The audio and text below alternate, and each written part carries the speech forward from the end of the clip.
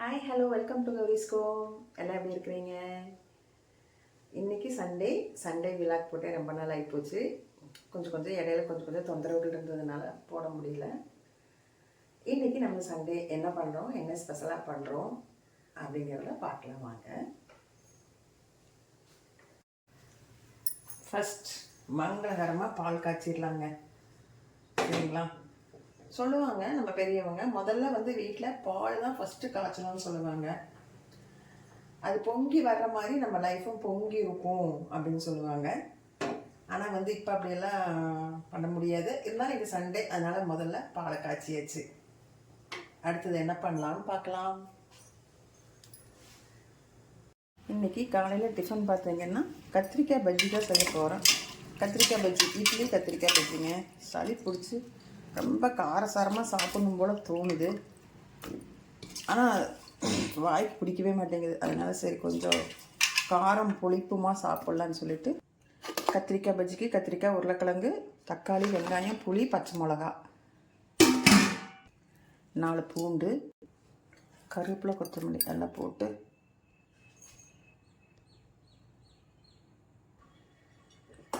கொஞ்சம் தண்ணியை ஊற்றி மஞ்சத்தூளும் போட்டு கொஞ்சம் உப்பும் போட்டு தேவையான அளவு தண்ணி ஊற்றிக்கோங்க. குக்கரை மூடி வச்சு ஸ்டவ் ஆன் பண்ணி இப்போ கத்திரிக்காய் பஜ்ஜிக்கு ரெடி பண்ணி குக்கரில் வச்சாச்சு. நீங்களும் இப்படி தான் பண்ணுவீங்களா அப்படின்னு சொல்லுங்கள். ஒவ்வொருத்தரும் ஒவ்வொரு ஸ்டைலில் பண்ணுவாங்க. நான் இப்படி பண்ணியிருக்கிறேன். நானும் 2 ஸ்டைலில் பண்ணுவேன். இன்றைக்கி ஒரு விதமாக பண்ணியிருக்கேன். இப்போ நேற்றுக்கு சாயந்தரம் இட்லிக்கு மாவு அரைச்சி வச்சுருந்தேன். இப்போ இட்லி ஊற்ற போகிறேன். இட்லி ஊற்றலாம். நல்லா மாவை நல்லா கலக்கி விட்டுட்டு இட்லி ஊற்றுவோம். இட்லி ஊற்றியாச்சு. இப்போ மூடி வச்சிடலாம், வேகட்டும். இட்லி வெந்துருச்சான்னு பார்ப்போமா? வெந்தாச்சு. ஒரு 2 நிமிஷம் வச்சுருந்து அடுப்பில் வச்சுருந்து எடுத்துக்கலாம். கத்திரிக்காய் பஜ்ஜி 5 விசில் விட்டு இது கேஸ் ரிலீஸ்க்காக வெயிட் பண்ணிட்டுருக்கிறேன். இன்னும் போகலை. விசில் போயிடுச்சு. எப்படி வந்திருக்குது பாருங்கள். இப்போ இதை எடுத்து அப்படியே கடையுவோம். நல்லா கடைஞ்சாச்சு. அதே தாளிச்சு விட்டுடலாம்.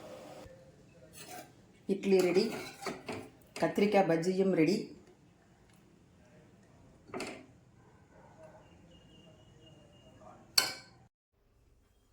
இட்லி கத்திரிக்காய் பஜ்ஜி ரெடியாக இருக்குது. வாங்க சாப்பிட்லாம்.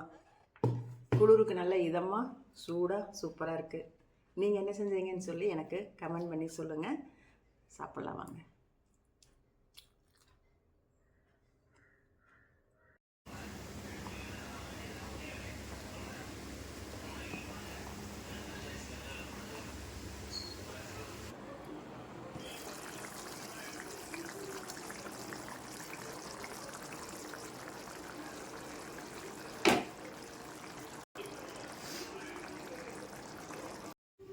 இதனால தான் இருக்குது.